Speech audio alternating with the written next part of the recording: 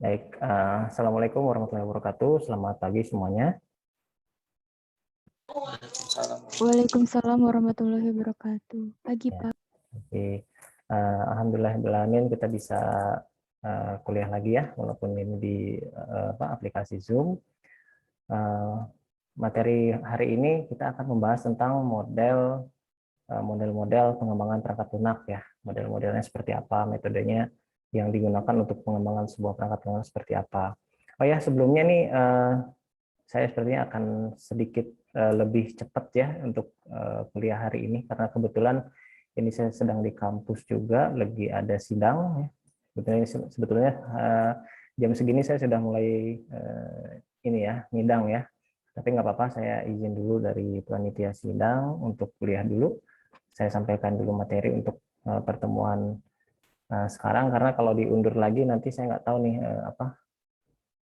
untuk kuliahnya ya, takutnya makin jauh materi ketinggalan. Nah, untuk materi yang minggu kemarin itu kan kita sudah ngebahas tentang tahapan-tahapan ya, tahapan-tahapan dari perangkat lunak itu seperti apa. Nah, sekarang itu dari tahapan-tahapan tersebut ada yang porsi-porsinya lebih banyak, misalnya ada yang bagian komunikasinya lebih banyak atau ada bagian konstruksinya lebih banyak gitu. Nah, itu nanti membentuk model-model gitu atau metodologi-metodologi yang berbeda sesuai dengan karakteristik software. Nah, ini nanti berhubungan dengan tugas UTS ya. Ketika UTS itu kan nanti membuat sebuah software requirement. Nah, otomatis saya ingin sebetulnya yang sekarang sudah pertemuan keempat ketika saya sudah nanti ngebahas tentang model-modelnya. Nah, kemarin kan saya sudah kasih form ya, form untuk pembentukan kelompok. Nah, jadi sekarang tugas untuk minggu ini dan nanti dikumpulkan minggu depan ada tugas lagi, tapi ini berupa tugas per kelompok ya, bukan perorangan. Nah, tugasnya adalah nanti menentukan model apa yang mau diambil ya. Nah, nanti saya jelaskanlah ada ininya ada soalnya ya, nanti biasalah dikumpulkan di Google Classroom. Cuma di sini sifatnya kelompok dan berarti kelompoknya sudah mulai terbentuk ya. Kelompoknya sudah mulai terbentuk, lalu judulnya juga harus ditentukan. Judul yang mau dibahas nanti itu apa gitu ya. Jadi kan bikin software requirement dan nanti si judul ini dia akan mengikat terus sampai akhir di pas UAS. Kalau UAS itu kan nanti dipresentasikan si dokumennya. Nah, jadi nanti akan saya bahas lagi pasti akhir pertemuannya untuk si tugasnya itu sendiri.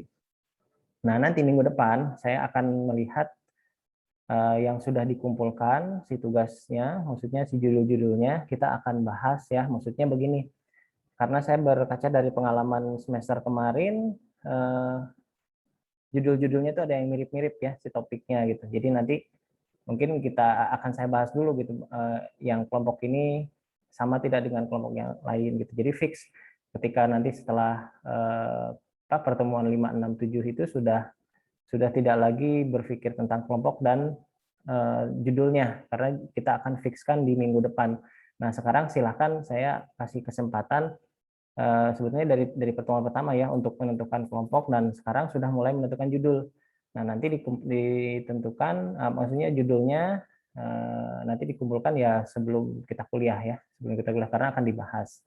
Dan itu masuk ke komponen penilaian ya, komponen penilaian dalam tugas kedua ya, masuknya ke tugas kedua. Oke, kita langsung aja ke materi ya, karena memang ini waktunya agak dipercepat juga karena saya ditunggu untuk sidang. Saya akan coba paparkan materi tentang model-model pengembangan perangkat lunak. Oke, slide-nya sudah terlihat belum? Belum, Pak. Sebentar, masih lagi loading, Pak, di saya. udah ya. Mungkin sudah ya? Masih loading, Pak. Masih belum, Masih Pak. loading. Oh ya. Iya. Agak beda kalau di sini koneksinya rebutan, jadi saya harus pakai koneksi sendiri. Sudah, Pak. Sudah, Sudah Pak. ya? Oke, sip. Ya. Baik, saya coba jelaskan dulu ya. Ya, Secara garis besar sebetulnya yang akan kita bahas adalah tentang proses model dan tentang an agile process view of process. Maksudnya jadi nanti si model itu ada model yang struktur, ada model yang rapid, sama model agile. Agile dari agility ya. Agility itu lebih dari ya istilahnya kalau diterjemahkan sih ketangkasan lah, lebih cepat gitu, cepat.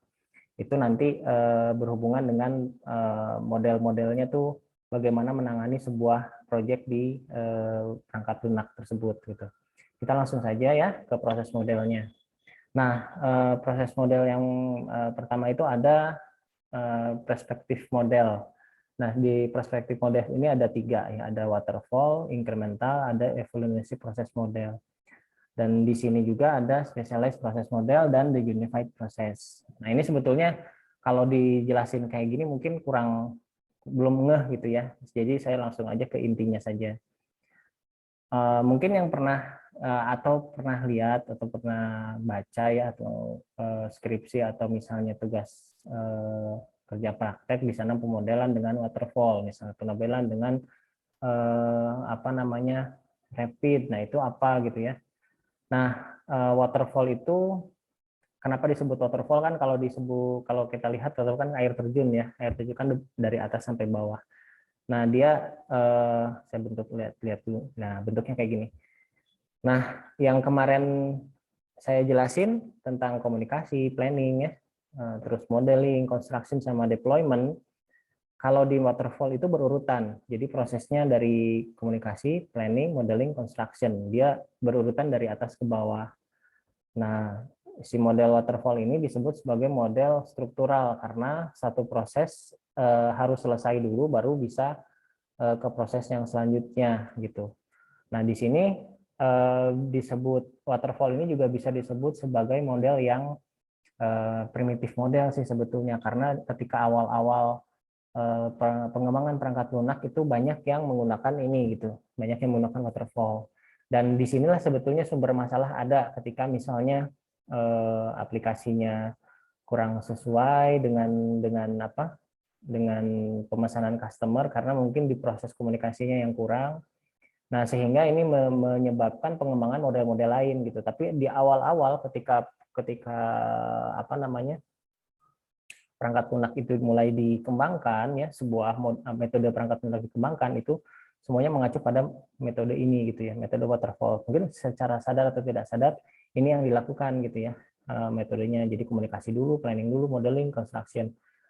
Planning tidak akan dilakukan setelah communication selesai gitu. Nah, sementara sekarang dengan perkembangan aplikasi atau software yang ada, model ini mulai dispesifikasi. Jadi ada yang pakai waterfall kalau menggunakan pada case-case tertentu lah. Tidak semua case bisa menggunakan waterfall karena berhubungan dengan waktu gitu ya, berhubungan dengan software requirement dan berhubungan dengan ininya apa namanya lingkungan si aplikasi dibangun tersebut gitu. Jadi tidak semua cara gitu ya, cara mengembangkan software itu menggunakan metode waterfall. Nah, di sini bisa dilihat ya, di sini saya balik lagi sini ya, waterfall model classic life cycle, makanya disebut sebagai classic life cycle. Dengan waterfall, para analis dan pengguna diproses secara berurutan yang tadi saya jelasin, tahap berikutnya. Ada 2 keuntungan utama dari metode ini ya. Yang pertama, persyaratan sistem diidentifikasi lama sebelum pemrograman dimulai. Ya, ini adalah proses identifikasi sistem yang terjadi di komunikasi ya. Dari komunikasi dan di planning itu biasanya lebih lama di waterfall supaya menghasilkan aplikasi yang baik gitu. Tapi biasanya pada kenyataannya ketika ini dilakukan tidak berjalan dengan sebagaimana mestinya apabila dihadapkan dengan proyek yang besar. Untuk proyek-proyek yang kecil bisa ya, bisa diterapkan. Proyek-proyek kecil, proyek-proyek sederhana, waterfall masih bisa diterapkan karena pemahaman tentang si sistemnya tidak terlalu rumit. Tapi kalau sudah mulai apa namanya sistemnya besar dan rumit, itu waterfall sudah tidak cocok lagi gitu ya.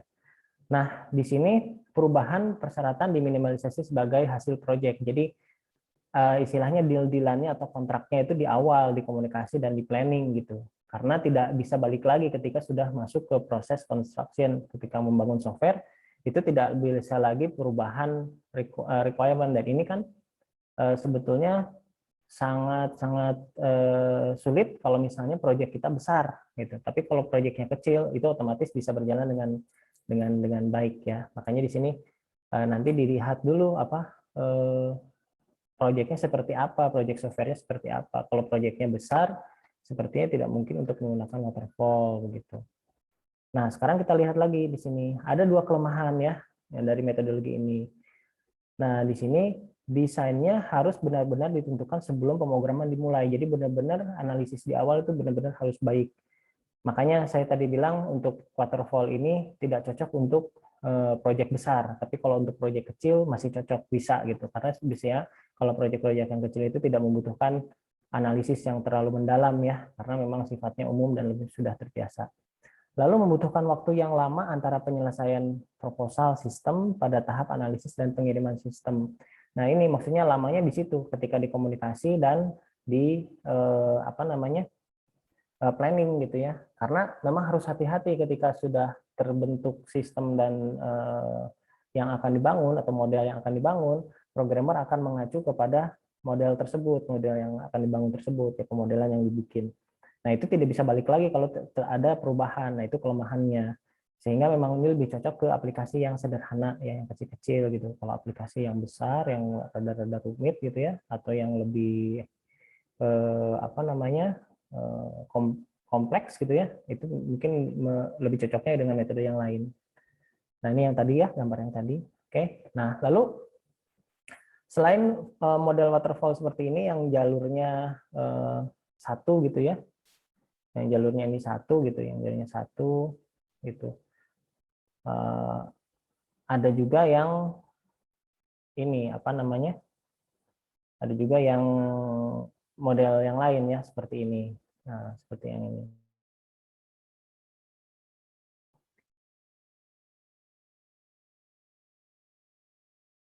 Oh, tadi terputus ya? Wah, jaringannya kurang ini stabil. Tadi sampai mana ya keputusnya? Halo, halo.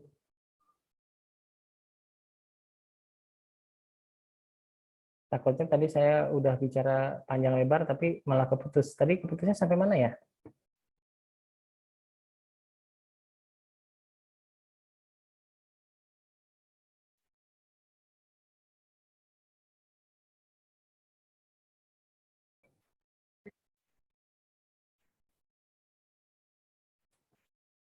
Ya, maaf tadi terputus lagi. Tadi sampai mana ya saya menjelaskannya ya? Halo? Kalau nggak salah kekurangan waterfall, Pak. Oh, masih jauh ya. Berarti tadi saya ngomong sendiri tadi, padahal udah terputus. Oke, saya lanjutkan ya. Ini saya terpaksa harus off cam karena koneksinya kurang stabil, jadi terputus terus ya. Oke, saya share ini lagi, share screen lagi ya. Ya, oke, balik lagi berarti ya, 2 kelemahan waterfall di sini. Jadi di sini desainnya harus benar-benar ditentukan dari awal karena prosesnya tidak bisa balik lagi gitu. Terus dia membutuhkan waktu yang lama antara penyelesaian proposal sistem tuh kayak desainnya gitu ya, desain sistemnya seperti apa, terus pemodelannya dan planningnya, dan dalam tahap analisis makanya di sini disebutnya, dan pengiriman sistem. Maksudnya pengiriman sistem tuh ketika sistem sudah didesain itu dikirim ke tim programmer. Nah, itu biasanya lebih lama. Itu juga yang menjadi masalah. Nah, masalah ini akan muncul kalau misalnya proyeknya besar, tapi kalau proyeknya kecil ini nggak akan keluar lah karena memang lebih sederhana ya kalau untuk ini. Oke, nah di sini ada varian dari waterfall ya. Varian dari waterfall itu dia lebih ke modifikasi lah ya, lebih ke modifikasi dari proses yang ada. Di sini ada kan dari posisi yang sebelah kanan ini ada requirement modeling. Nah, requirement modeling kan proses dari awal, ini yang dikomunikasi, terus arsitektur desain, planningnya ya, komponen desain, analisisnya, lalu kode generation. Nah, di setiap tahap ini ada testingnya. Nah, itu ada varian-variannya. Dari testing ini dia akan dilakukan, jadi bisa berbalik arah gitu. Jadi ketika sudah code generation itu ada unit testing. Nah, ketika unit testing, misalnya dia bermasalah, dia akan ke atas lagi ke komponen testing, masuk ke integration testing. Dari integration testing, dia akan tes lagi, masuk ke arsitektur benar atau tidak, masuknya ke sistem testing. Nah, dari sistem testing, kalau memang masih ada masalah, dia akan lihat lagi ke acceptance testingnya. Jadi, secara garis besar, yang sebelah kiri itu adalah prosesnya, sebelah kanan itu adalah proses testingnya. Jadi, si testing di sini untuk mengetes apa software itu sudah siap atau tidak di-deliver ke customer gitu ya. Jadi ini sebetulnya varian dari si waterfall itu sendiri. Jadi memang tapi prosesnya harus bertahap. Cuma ketika sudah sampai bawah, sudah sampai ke code generation, itu ada testing lagi gitu. Testingnya itu dia ke atas, gitu. Kebalik dari testing yang umum ke testing yang atas. Gitu. Nah, bentuknya juga seperti ini ya. Jadi kalau yang tadi, kalau dari V, yang kalau ini yang lebih ke apa namanya?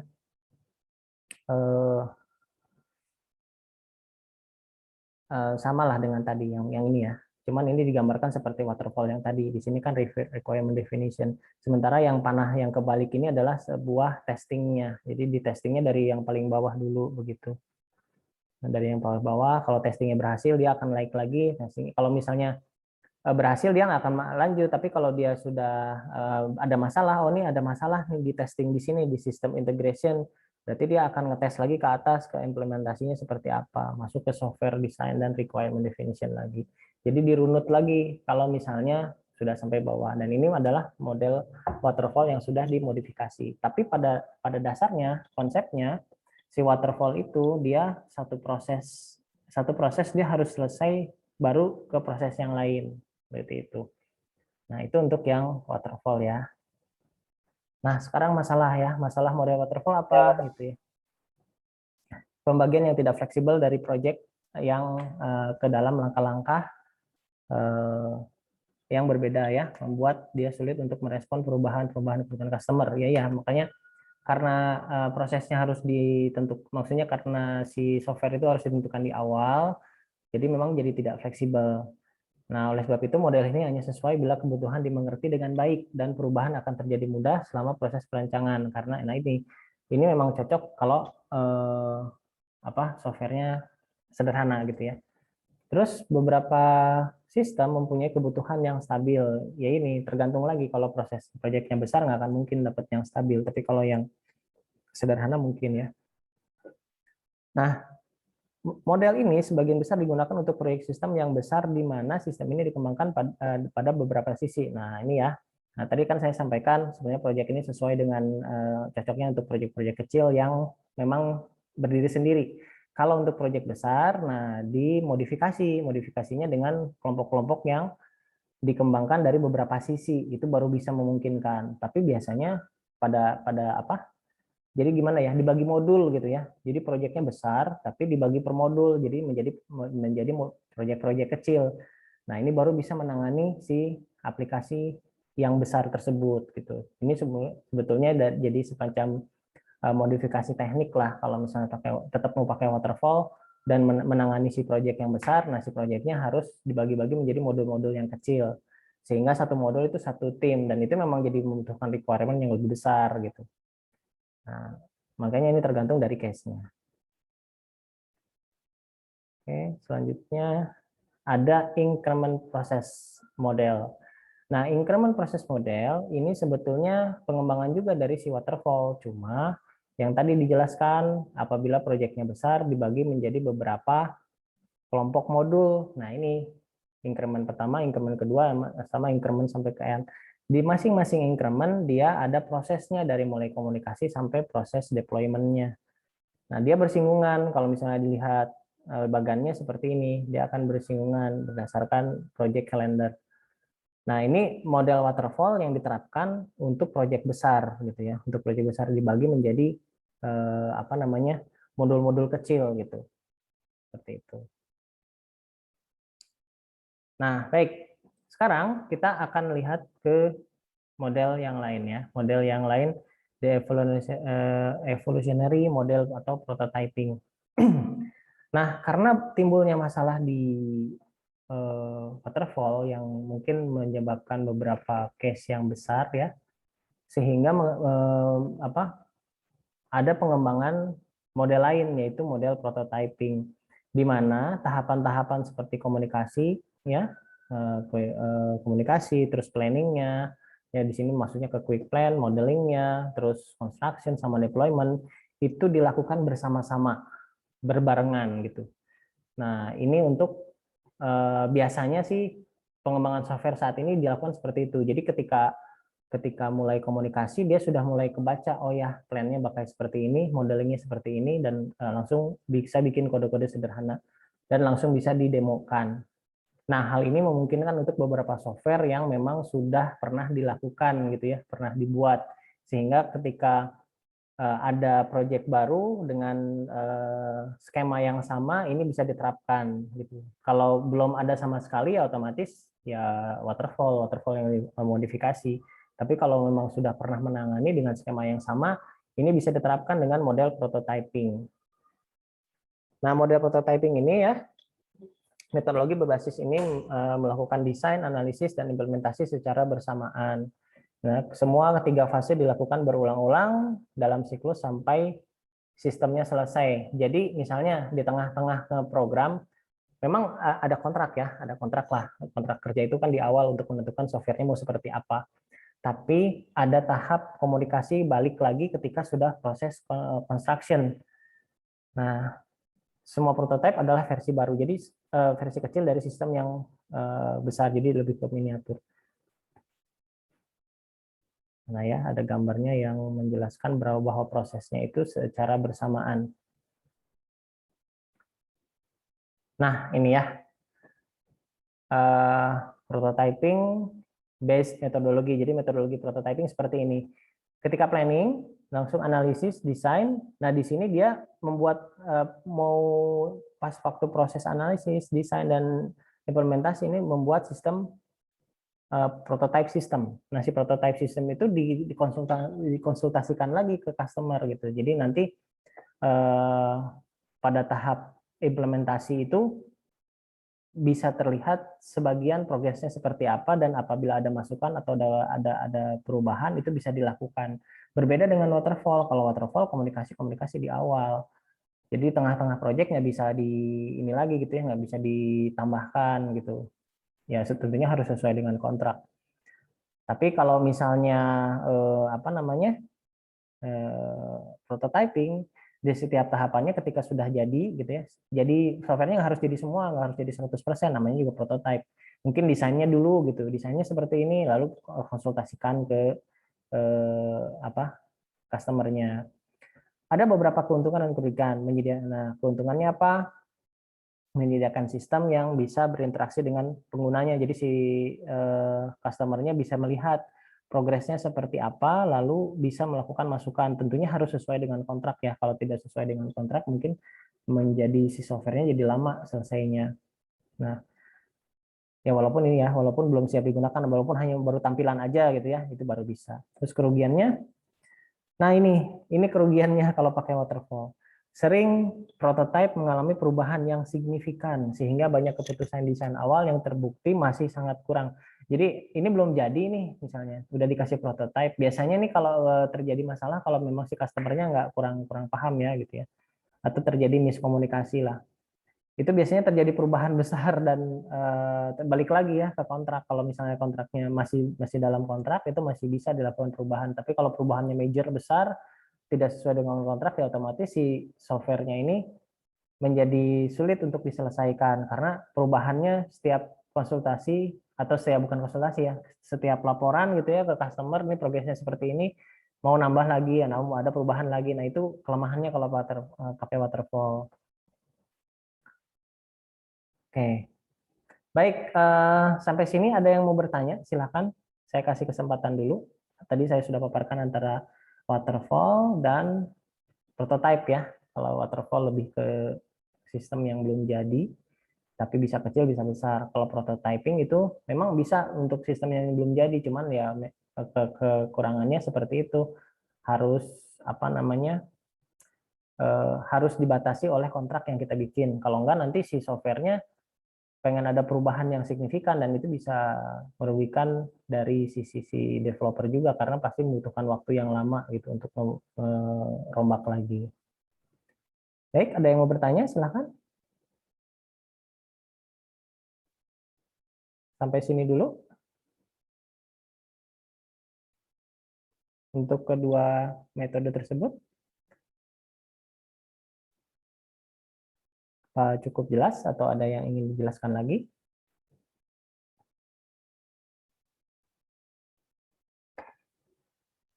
Cukup jelas, Pak. Oke, kalau cukup saya akan lanjutkan lagi ya. Karena ini memang agak banyak sih untuk materinya. Ya, sekarang ada throwaway prototyping. Nah, kalau throwaway prototyping ini mirip dengan prototype. Nah, perbedaan utamanya adalah bahwa implementasi sistem pada throwaway prototype diselesaikan dengan titik yang berbeda dalam SDLC. Apa sih SDLC? SDLC itu System Development Life Cycle. Nah, System Development Life Cycle itu yang tadi. Ini ya, life cycle itu jadi kayak, nah life cycle itu kan gini. Saya balik lagi. Nah ke sini nih. Life cycle itu kan kalau udah jadi SDLC itu ya, komunikasi, planning, modeling, construction, deployment. Nah, udah sampai sini kan di-review lagi. Nah, nanti dia ke depan lagi gitu. Nah, itu life cycle, makanya disebutnya SDLC. Nah, ini sebenarnya bagian-bagian dari si life cycle si sebuah software tersebut gitu. Nah, gitu ya.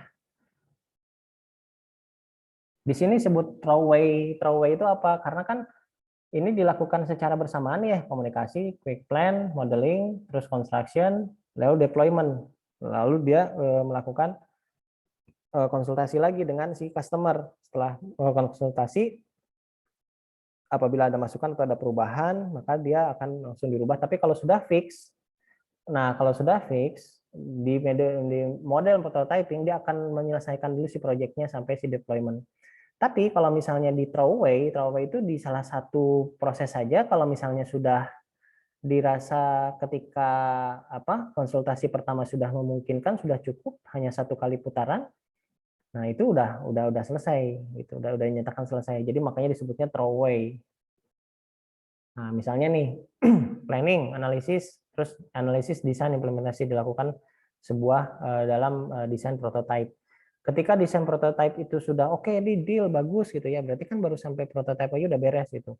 Nah ini langsung dilakukan implementasi sistem deployment ketika sudah ada komunikasi dari si customernya. Jadi bisa jadi dalam beberapa proses di tengah-tengah ya, dengan syarat juga harus proses codingnya juga harus beres juga ya ketika di prototype pertama, dan memang sudah lengkap, itu sudah bagus. Nah, itu bisa dilakukan langsung ke proses deployment gitu. Jadi langsung ke throwaway. Nah, itu yang tadi ya, yang prototyping. Nah, si prototyping ini sendiri ini juga ada namanya modifikasinya ya. Modifikasinya berupa yang ini, model spiral ya, atau evolutionary spiral model. Nah, spiral model ini prosesnya seperti ini ya, dari yang tengah nih, dia kan berputar terus ke samping, dilihat kita prosesnya nih. Misalnya mulainya dari sini nih, yang dari lingkaran paling dalam di bagian komunikasi. Nah, di bagian komunikasi itu dia melakukan pencarian informasi gitu ya. Setelah pencarian informasi, dia langsung planning, scheduling, risk analysis. Di sini ada risk analysis. Nah, ketika risk analysis masuk ke pemodelan, dari pemodelan masuk ke construction dan tes, lalu jadi masuk ke deployment, jadi sebuah software yang prototype ya. Nah, dari prototype itu masuk lagi ke komunikasi, balik lagi ke customernya, ditanyakan istilahnya ini sudah sampai seperti ini, apakah ada ditambahkan atau enggak. Kalau memang sudah sesuai gitu ya, maka dilanjutkan lagi. Tapi kalau misalnya selesai, misalnya sudah sesuai dan tidak ada lagi yang perubahan, berarti sudah langsung dilakukan diberikan si software tersebut. Tapi kalau misalnya ada lagi perubahan, masuk lagi ke planning lagi, modeling lagi, sampai construction lagi. Begitu seterusnya sampai si proses software selesai. Tapi ini juga ada batasan, jadi tidak seterus-terusnya dia bolak-balik ya. Kalau terus-terusnya bolak-balik ya nggak akan selesai-selesai juga softwarenya. Maka ada ada 4 bagian paling enggak ya, paling tidak ada 4 kali pertemuan lah, 4 kali pertemuan, di mana yang zona paling hijau tengah-tengah ini adalah pertemuan yang pertama, konsep development, yang di mana proses ini dilakukan ketika di awal-awal gitu ya. Nah, setelah ini kan putaran pertama nih, masih konsep dan softwarenya belum jadi, belum bisa di deploy ya. Tapi sudah jadi prototipenya. Nah, ini yang pertama. Terus yang iterasi yang kedua, yang putaran kedua itu ke sistem development. Nah, dari sistem development ini yang hijaunya agak ini ya, tahap yang kedua. Dilakukan lagi konsultasi, langsung ke tahap ke enchantment. Enchantment itu maksudnya kalau softwarenya memang diperlukan peningkatan kalau tidak ada perubahan secara signifikan. Nah, setelah proses enchantment dan softwarenya itu biasanya sudah di-deliver ya. Setelah di-deliver, masuk ke tahap maintenance. Nah, di tahap maintenance ini tetap dilakukan komunikasi, planning, risk analysis, dan engineering sampai ke sistem evaluasi. Setelah sistem maintenance baru selesai prosesnya. Seperti itu. Nah, itu yang model spiral ya. Ini yang tadi saya jelaskan ya. Jadi beberapa risk analisis dilakukan di setiap iterasinya. Minimal itu satu iterasi, satu putaran. Kalau satu putaran softwarenya sudah selesai di sistem konsep development ya dia bisa langsung ke sistem maintenance. Tapi kalau misalnya enggak, berarti ya harus dilakukan lagi seperti itu.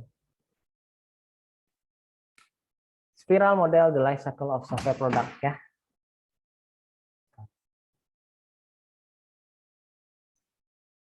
Oke, di sini spiral model untuk life cycle software product itu maksudnya apa? Konsep yang tadi tuh, yang 4 kali pertemuan yang dilakukan, konsep, product development, enchantment untuk peningkatan, sama maintenance.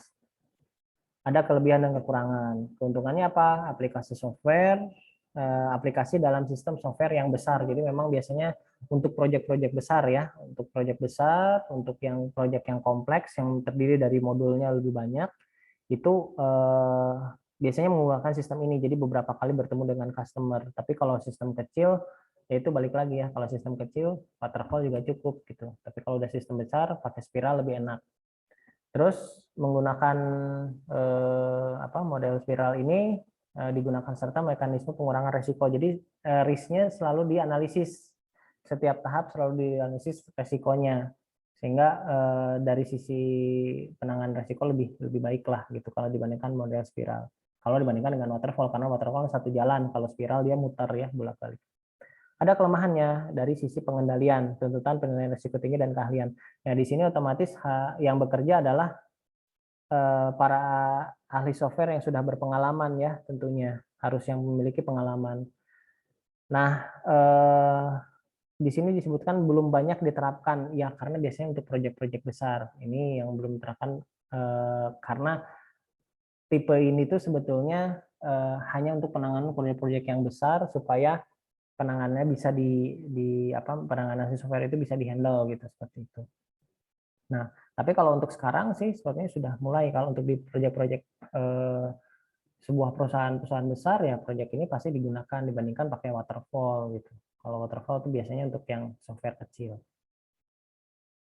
Nah, jadi nanti ini kan latihan ya, sebagai latihan kalian nanti pas waktu mau skripsi atau mau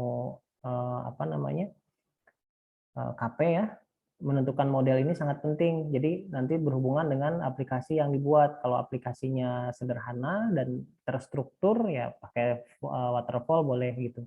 Tapi kalau aplikasinya ya object oriented programming, terus dia membutuhkan beberapa bagian yang harus dikonsultasikan terus ya, itu tidak boleh pakai waterfall, pakainya yang model prototyping atau yang dimodifikasi dengan spiral juga bisa ya, seperti itu. Ini sama, ini saya skip aja.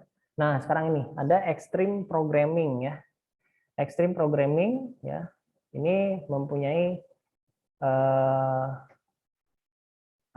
yang akhir-akhir ini menjadi ramai ya. Extreme programming ini lebih ke apa namanya kecepatan gitu ya, lebih kecepatan dalam pembuatan software. Kenapa bisa cepat? Karena memang biasanya sudah ada template-template yang siap digunakan gitu ya. Nah, template-template ini yang mendukung si extreme programming. Dari sisi komunikasi, terus 4 poin pentingnya adalah dari sisi komunikasinya, simplicity, sederhana, feedback, dan keberanian. Keberanian courage ini yang maksudnya keberanian mengambil resiko untuk menggunakan template yang ada gitu. Kalau misalnya tidak ada keberanian untuk membuat itu, karena ada resikonya ya ketika si template yang kita gunakan, kita harus benar-benar menguasai template tersebut. Kalau tidak ya berantakan softwarenya. Softwarenya jadi berantakan, dan makanya di situ perlukan keberanian. Nah, ini modelnya ya. Jadi kayak secara prinsip ya kunci dari extreme programming itu pengujian terus-menerus sama seperti tahap prototyping, tapi pengujiannya itu ada di coding, refactoringnya di sini. Codingnya sederhana. Kenapa sederhana ya? Karena sudah menggunakan template gitu ya. Terus tutup iterasi yang pengguna akhir untuk membangun sistem yang sangat cepat. Nah, jadi karena tadi ya di spiral itu atau di prototyping itu kan selalu ada konsultasi beberapa kali gitu ya. Nah, kalau di extreme programming ini dia biasanya hubungan dengan customer-nya tidak terlalu banyak karena dia sudah memiliki template, biasanya hanya sekali atau 2 kali software tersebut bisa jadi karena dia mengutamakan kecepatan dari pembuatan si software itu sendiri gitu. Nah, seperti gambar di sini ya, planning ya. Nah, waktu planning dengan user, terus desain dibuat desain yang sederhana, buat spike, lalu coding. Nah, proses coding ini udah langsung harus jadi karena dia harus menggunakan template. Nah, di sini yang prosesnya cepat. Terus dilakukan tesnya terus-menerus. Nah, setelah tes, nah karena di codingnya itu sudah menggunakan template dan codingnya juga mungkin sudah pernah dilakukan. Jadi di sini proses cepatnya yang membuat si extreme programming ini menjadi lebih cepat dalam penanganan sebuah software. Nah, saat ini baru dilakukan lagi sekali lagi misalnya ke customer. Tapi biasanya kalau sudah cukup dia langsung ke release increment software seperti itu. Modelnya seperti itu ya. Oke. Nah, ini extreme programming seperti ini ya. Jadi ketika planning, analisis desain, implementasi, langsung membuat sebuah sistem. Kenapa? Karena sudah ada template, jadi lebih cepat programmingnya dibandingkan yang belum ada template ya. Kalau yang belum ada template pasti nggak bisa pakai extreme programming. Ya, extreme programming itu ciri khasnya sudah ada template yang ada, memanfaatkan template-template yang ada dan kemudian dimodifikasi seperti itu. Itu cirinya.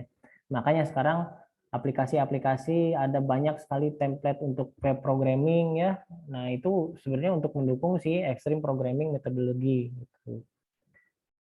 Bisa dilihat juga seperti itu.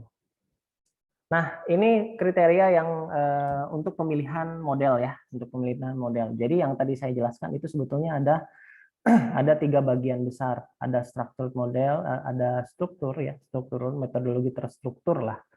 Metodologi terstruktur itu yang waterfall dengan waterfall yang tadi bentuknya V, yang paralel ya, waterfall paralel. Nah, di sini ada 2. Terus ada yang metodologi yang kedua adalah RAD. RAD itu adalah Rapid Application Development. Nah, Rapid Application Development di sini ada phase itu yang spiral tadi, terus ada prototyping, ada throwaway prototyping. Dan yang terakhir ada XP itu yang tadi extreme programming. Ini masuknya ke agile metodologi. Agile ini yang berarti metodologinya yang teknologi sangat cepat. Nah, kita lihat di sini.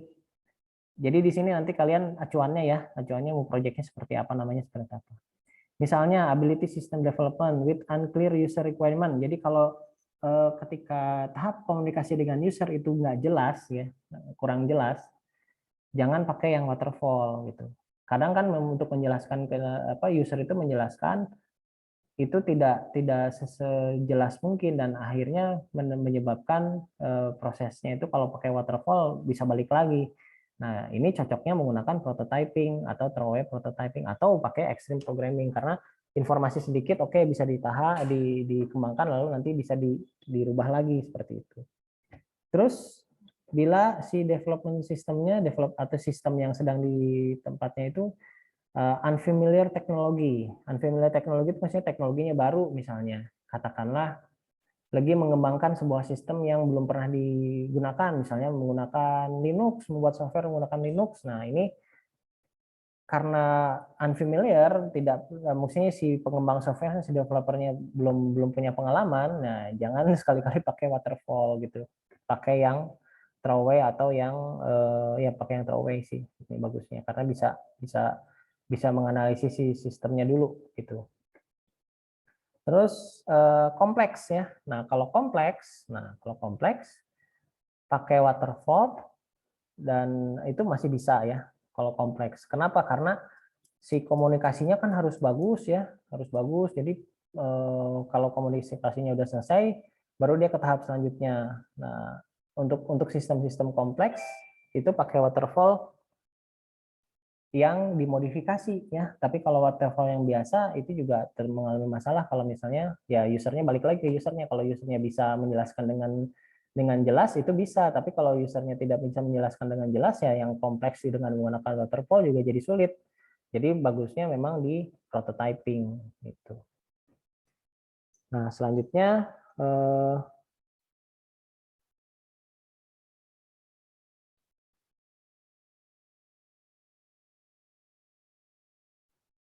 oke, selanjutnya yang kompleks ya. Kompleks sudah. Terus reliable, kalau reliable itu yang bisa diandalkan. Kalau diandalkan si sistem yang akan di developnya bisa diandalkan, ini bisa.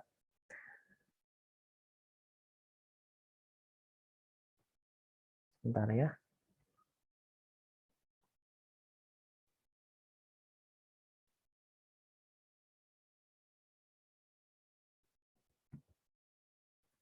Seperti itu.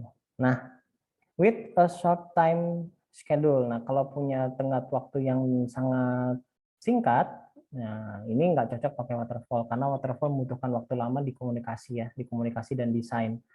Nah, dia cocoknya di yang ini prototyping atau fase yang kayak spiral atau yang extreme programming gitu. Dan yang terakhir with schedule visibility. Schedule visibility ini maksudnya yang schedule-nya jelas ya, yang jelas, yang bisa apa namanya terstruktur lah ya. Nah ini kalau schedule visibility-nya, maksudnya schedule visibility itu apa sih, planningnya ya, planningnya itu apa namanya,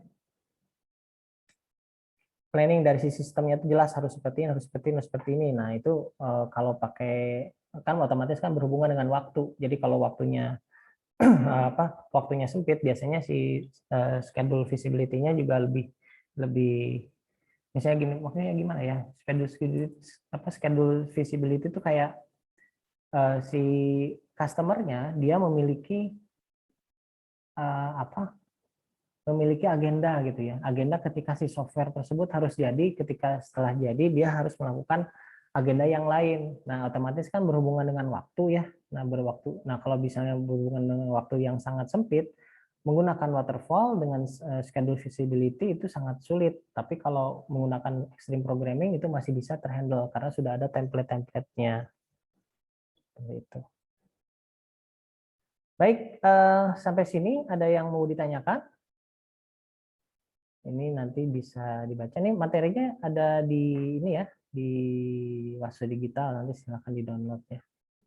Yang tadi saya jelaskan, Rapid Application Development, RAD, merupakan prototyping dan throwaway prototyping yang biasanya lebih tepat bila kebutuhan pengguna tidak jelas, karena mereka memberikan prototyping sebagai bagi pengguna untuk berorientasi dengan di awal SDLC. Familiar with teknologi. Nah, familiar itu sistem ini dirancang tanpa mengenal beberapa dasar-dasar teknologi, resolusi meningkat karena alat mungkin tidak mampu melakukan yang dibutuhkan. Terus kompleks atau tidak, sistem yang kompleks memerlukan analisis yang cermat dan rinci yang desain. Tim project mengikuti secara bertahap.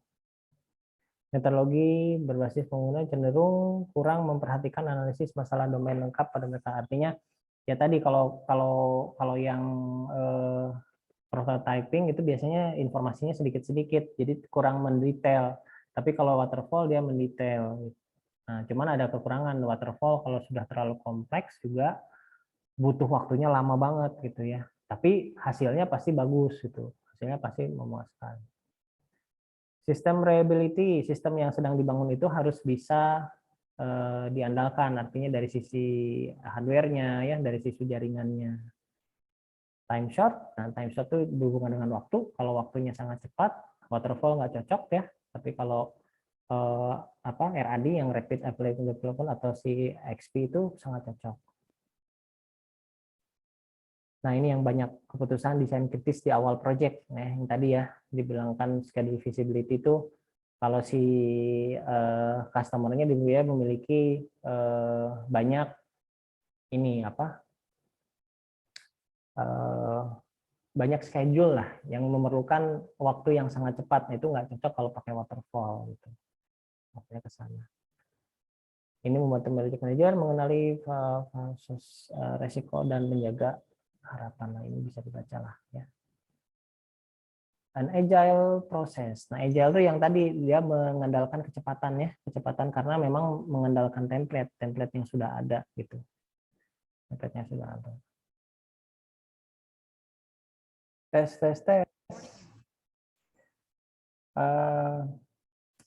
Aduh, keputus lagi ya. Sampai mana tadi saya jelasin ya?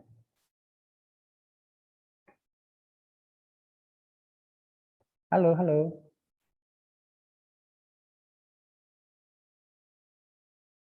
Koneksinya kurang bagus ya di sini. Halo? Yang spiral tadi, Pak. Oh, sudah sampai spiral. Berarti tadi belum. Oh, jauh juga ya. Terputusnya lama ya. Yang extreme programming sudah belum? Sampai agile view of process, Pak. Oh, agile. Oh, udah agile. Udah sampai agile ya. Iya, Pak. Sampai agile. Oh, ya. Oke. Iya, berarti tinggal ini ya, project team roles-nya. Kan tadi sudah sampai agile ya. Kalau ini kan udah ya, karakteristik agile itu lebih cepat. Jenis-jenisnya adalah Scrum dan Extreme Programming. Jadi Scrum itu sebetulnya modifikasi dari Extreme Programming.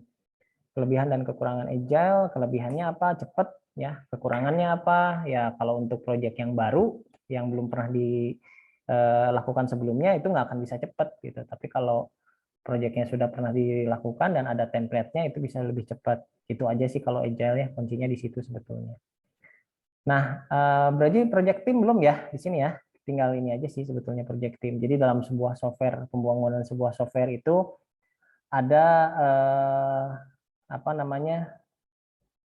terdiri dari berbagai individu yang memiliki skill berbeda-beda untuk bekerja sama. Biasanya ini di sebuah software yang besar.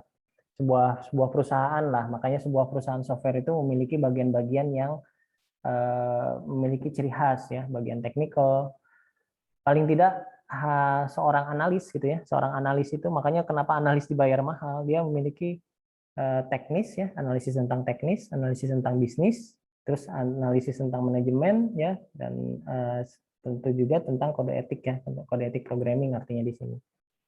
Nah, sehingga dalam sebuah project itu, project team itu ada beberapa bagian ya, ada bisnis analis, ada sistem analis, infrastruktur analis, dan change management analis. Nah, sama project manager. Nah, si project manager ini baru membawahi sebuah programmer. Jadi programmer itu sebetulnya di bagian si project manager. Sementara si analisis ini banyak sekali bagian-bagiannya. Kalau tergantung proyeknya juga. Kalau proyeknya besar, levelnya perusahaan, ini pasti ada bagian-bagian seperti ini. Bagian bisnis analis, artinya yang memasarkan software, yang berhubungan dengan customer ya, itu bagian bisnis analis. Terus mau ke arah mana si software tersebut dikembangkan dan infrastrukturnya seperti apa. Terus sistem analis. Nah, sistem analis lebih ke penerapan sistem yang mau dibangun seperti apa. Dan infrastruktur. Kalau infrastruktur lebih ke hardware-nya, hardware yang mau dibangun seperti apa. Sama change management analysis, analisis manajemen apabila terjadi perubahan ya, perubahan si development software tersebut. Nah, Bila proyeknya besar, ini harus dibagi-bagi seperti ini. Ada business analis, ada sistem analis, infrastruktur analis, sama change management analis. Tapi kalau proyek kecil, biasanya 2 orang cukup. Maksudnya 1 orang analis, 1 orang lagi programmer ya. Itu untuk proyek-proyek kecil gitu ya. Atau misalnya kalau proyeknya sederhana banget, ya 1 orang juga cukup. Berarti 1 orang bisa bertindak sebagai analis dan bertindak sebagai programmer. Tapi kalau sudah proyeknya medium, udah mulai agak besar, ya berarti harus dibagi 2 paling tidak, mana yang analisnya, mana yang project manajernya. Jadi harus berbeda. Nah, memang banyak kasus di kita tuh tidak bisa membedakan mana analis, mana programmer gitu. Dianggapnya programmer itu bisa melakukan pekerjaan analis. Itu suatu hal yang berbeda, itu suatu hal yang salah ya. Karena programmer juga harus membutuhkan waktu untuk membangun si program tersebut gitu. Tidak bisa juga seluruhnya ditimpakan ke sebuah programmer. Ini bisa kita lihat di perusahaan-perusahaan yang biasanya baru terbentuk, dia memperlakukan programmer seperti analis, padahal dengan kapasitasnya sebenarnya programmer, tapi dimintanya sampai ke kemampuan analis. Nah, itu masih banyak di kita ya, berbeda dengan perusahaan-perusahaan yang sudah besar, kamu masuk ke sebagai programmer ya sudah, taunya coding aja gitu, nggak harus memikirkan masalah bisnisnya ke gimana, sistemnya seperti apa begitu. Nah, seperti itu. Oke, kita masuk ke kesimpulan ya. Sistem Development Life Cycle di sini SDLC ya. Ada 4, planning, ada planning, analisis, desain, dan implementasi. Yang di komunikasi ada di sebelumnya. Sistem Development Life Cycle. Lalu ada major development methodology yang bisa digunakan, yaitu waterfall, parallel development, ya waterfall yang tadi dimodifikasi, yang V, the phases model development, ini yang spiral tadi, terus sistem prototyping, yang tadi dilakukan secara bersamaan, dan desain prototyping, yang tadi maksudnya drawing prototype ya, sama agile development. Agile development itu yang tadi, yang extreme programming. Lalu ada 5 tim ya. There are 5 major teams roles: business analyst, system analyst, infrastructure analyst, change management analyst, dan project manager. Ini 5 bagian ini harus ada untuk di perusahaan yang memang menangani software lebih besar seperti itu. Baik, selesai ya materinya. Silahkan yang mau bertanya. Nah, sudah mulai stabil lagi nih koneksinya. Silakan, ada yang mau bertanya?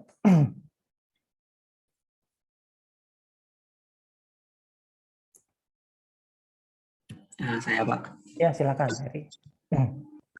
Gini Pak, kalau misalnya kan kita pakai metode waterfall nih, terus Ya. perkiraan waktunya salah gimana Pak? Nah, itu nggak bisa. Jadi waterfall itu perkiraan waktunya nggak boleh sampai salah gitu. Makanya di waterfall itu timingnya itu pasti di double gitu. Maksudnya gini, kita menangani sebuah software nih. Biasanya kita bangun sebuah software itu dalam waktu 1 bulan atau 2 bulan selesai. Nah, ketika kita mau memutuskan, misalnya kita menghadapi sebuah software tersebut belum jelas ya si environment seperti apa, ada semacam keraguan lah, makanya kita pakai waterfall misalnya. Nah, kita nggak bisa ngasih waktu yang sebentar, jadi kita paling nggak di double waktunya. Misalnya kita menurut hasil pengamatan kita bisa melakukan menyelesaikan software itu misalnya katakanlah dari proses prototype, dari proses modeling, programming sampai development itu membutuhkan waktu sampai 2 bulan misalnya. Nah, kita bilang ke customer-nya nggak bisa 2 bulan, tapi 4 bulan gitu. Karena 2 bulan itu untuk spare waktu kalau terjadi miss. Terjadi miss. Dan biasanya kita lakukan di 2 bulan terakhir itu masuk ke masa maintenance. Nah, itu yang terjadi kalau kita pakai waterfall gitu. Berbeda kalau kita pakai yang lain ya, kayak pakai spiral atau dari segi timingnya bisa fleksibel. Cuman syaratnya kalau mau pakai yang selain waterfall, project tersebut pernah dilakukan gitu, pernah dilakukan lah, pernah ada histori melakukan project tersebut, baru bisa dilakukan seperti itu ya.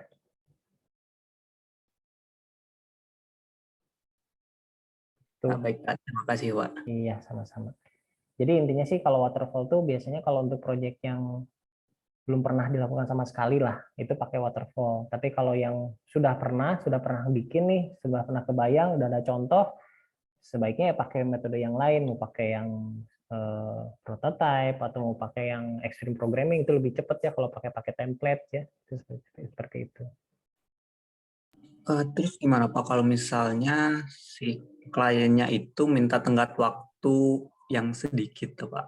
Nah, kalau tenggat waktu yang sedikit, otomatis kita nggak bisa pakai waterfall gitu. Kita nggak bisa pakai waterfall ya. Nah, makanya penanganan sebuah software itu berbeda biasanya ya. Setiap project itu pasti berbeda.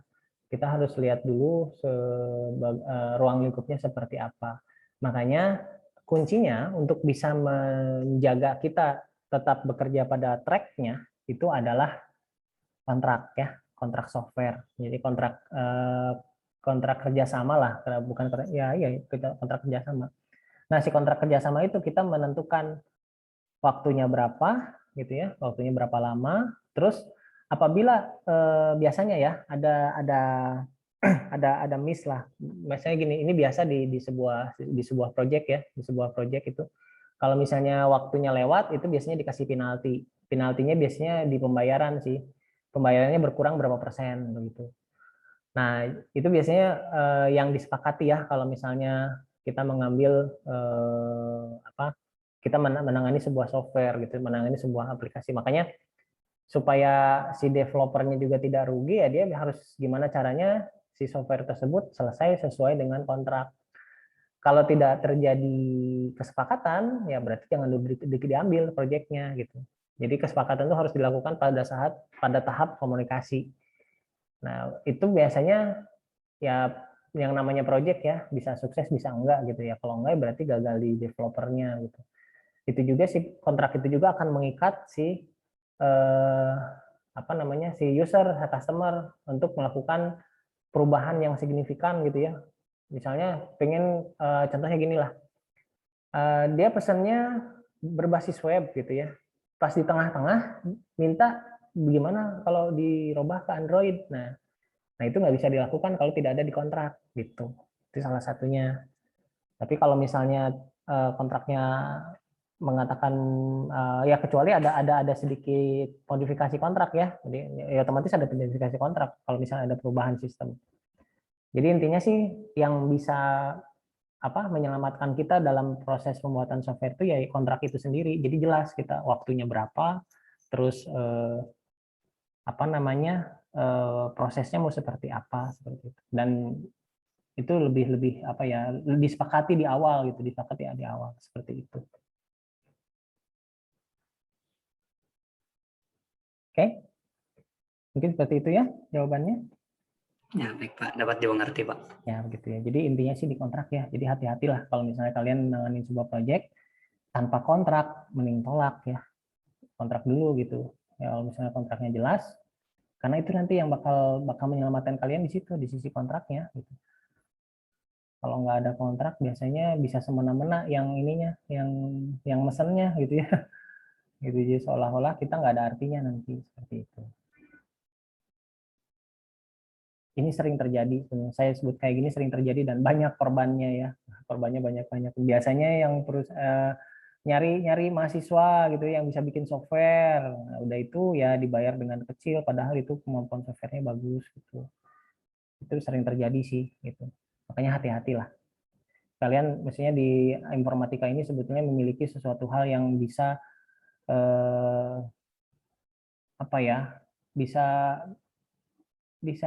bisa membuat sebuah produk, sebuah software yang dimanfaatkan oleh banyak orang gitu.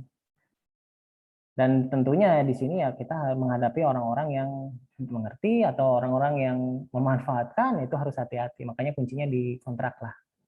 Kuncinya di kontrak. Dan jangan takut akan kehilangan customer ya, karena memang kalau misalnya kita sudah memiliki skill dan kita sudah memiliki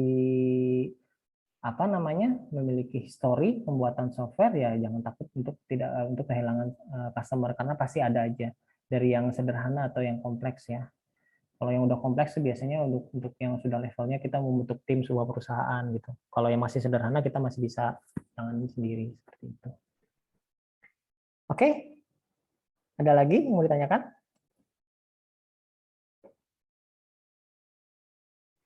Baik, saya akan screenshot dulu ya yang hadir hari ini. Kebetulan juga saya sudah ditunggu untuk sidang pagi hari ini, jadi sepertinya saya percepat saja kalau tidak ada lagi pertanyaan.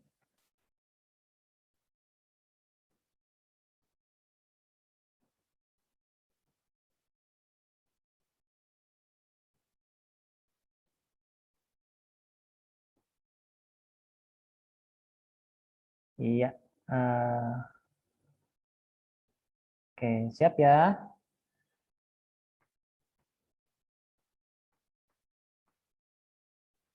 Satu, dua, tiga.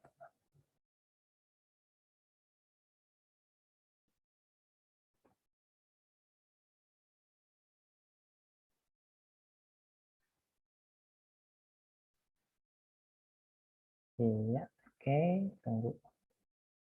Tunggu ya. Ininya kok tidak keluar.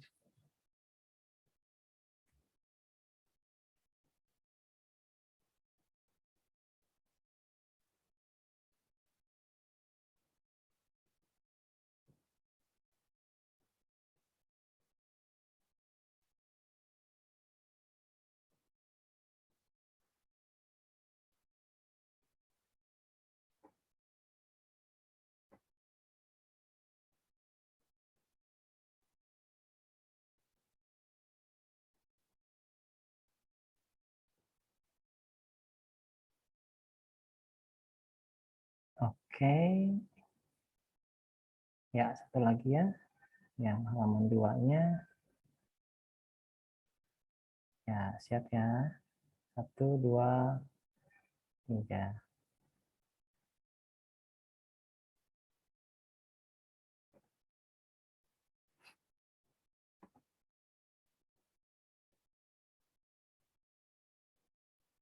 Ya, oke, cukup ya. Baik, untuk tugasnya bisa dimengerti nggak?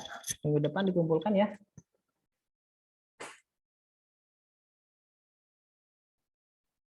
Jadi tugasnya satu, menentukan kelompok ya.